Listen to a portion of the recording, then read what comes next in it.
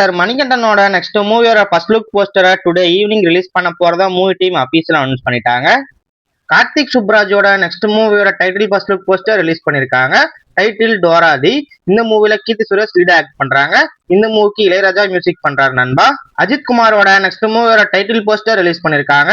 Title daredevil. இந்த movie Adhik Ravichandran டைரக்ஷன்ல ready ஆகுது.